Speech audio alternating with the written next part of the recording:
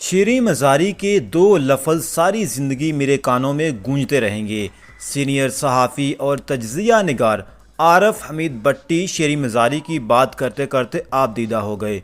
पाकिस्तान तहरीक इंसाफ की रहनुमा शेरी मज़ारी, जिनको 11 दिन में 5 मरतबा गिरफ़्तार किया गया, आखिरकार उन्होंने प्रेस कॉन्फ्रेंस की तो गिरफ्तारी से जान छूटी। 5 मरतबा उनकी जमानत हुई, 5 दफा उन्हें दोबारा गिरफ्तार कर लिया। 5 मरतबा जमानत हाई कोर्ट देती है, मोहतरम जज साहबान, 5 मरतबा गिरफ्तार कर लिया जाता है।